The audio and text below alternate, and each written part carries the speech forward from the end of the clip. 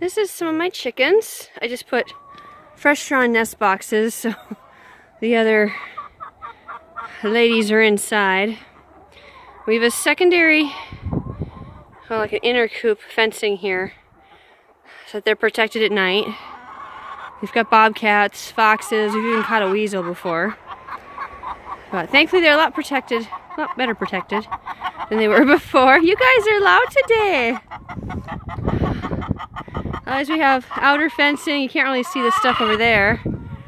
That over there is a secondary section and shelter for when we let the grass grow and then let them over in that section so that they can get as much grass as possible. And then when they're in here for the night, then we, water it down and let the grass grow again. Got some kennel fencing on this side for the outer fencing.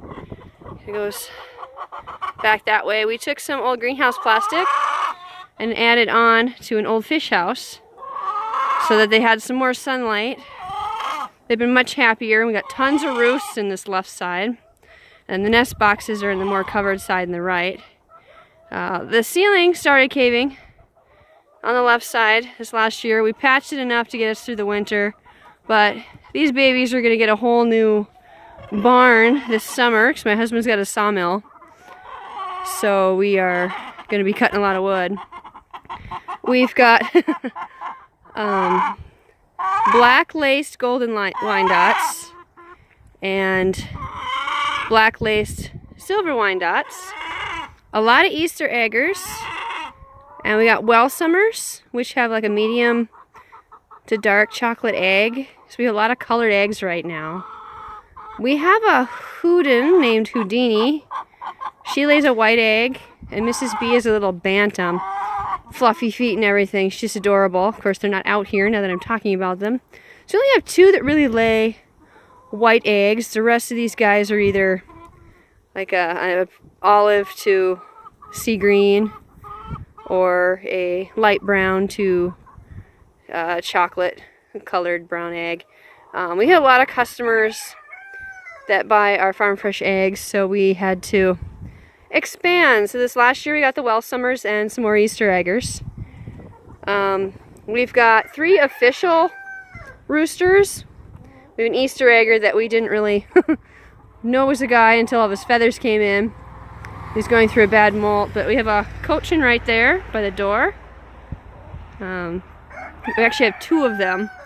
The bigger one we named Mr. Fluffy Butt, so he's Mr. B, and then Mrs. B's she's just itty bitty tiny. Every time I try and take the camera into the coop though, the initial darkness going into the doorway before going into the brightness on the left side for some reason causes my video to tilt. Haven't figured that one out yet, but we also were incubating our own eggs for a while. And our incubators fried out during a power surge and then a power outage in our old house, which we're still on the same property, just in a different building. So we have some of these that have, like this one here, we call them Conodonts, but they're Easter eggers and Wyandottes kind of mixed together, so you can see that the feathers have kind of like a line down the center, and then they've little dash marks on them, so they're a little bit blended, so they're a little easier to tell. This one was out last night because someone forgot to close the door to the small section with the mesh top here, so all of the smart chickens went inside, and that one decided it was going to stay outside with our black one. I'm not really sure what the black one is. We had black Australorps, but I think we only have 2 hens left. We had a skunk and a fox last spring that got rid of probably about 14 to maybe 18 of our hens, which is another reason we bought so many this last year. My husband's actually going to build his own incubator this next time because he's found some places. He wants to build a huge cabinet one because obviously we have a bunch of chickens.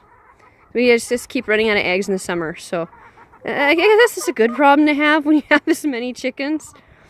But, It'd be nice if we have enough to give to my grandmother too, because why, when you have free eggs, do you want to make your grandmother pay for eggs? I mean, that's just mean.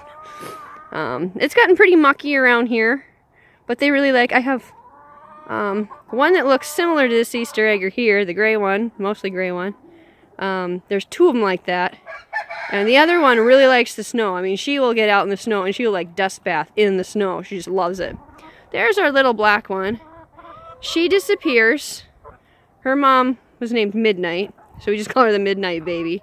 But she gets out, and she went missing last year. And we thought the fox had gotten her. Well, we got the fox. And then we went and transferred our rhubarb out of a shady area into a bigger area, only to find out that she was bedding down on a clutch of eggs in the middle of my rhubarb patch.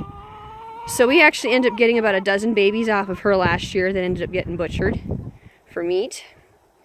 That were free because she had them out in the grass every day. But she's light enough, she crawls flies right over our fencing. And yeah, we kept her because obviously she gave us free babies. Otherwise, she's a bit small for what we normally have for butchering. Oh, there's a nice black one there too. That's a black Australorp. She's one of our heads. She gets about a pound and a half bigger than the Wyandottes, but she has a brown egg as well. And all of them have just been wonderful in this cold weather. They've done fine. We have not had to heat our coop at all this year, even though the door has been stuck open about a foot.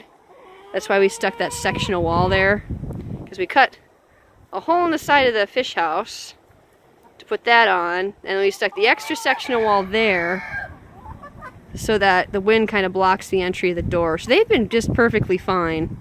In fact, I got 24 eggs just 2 days ago, 18 yesterday, and I have a whole ice cream bucket full of eggs again today. We also bring them all our scraps from the kitchen. They love the banana bread when it's gone bad, or bread in general when it's gone bad. We actually had quite the array of colors for our chickens, and they're just gorgeous. And very, very vocal, yes. But those are my wonderful chickens. Maybe my named ones will come out one of these days. Mr. Soup's our mascot, but he's getting old and crotchety, and he's inside, so. But there's our chickens.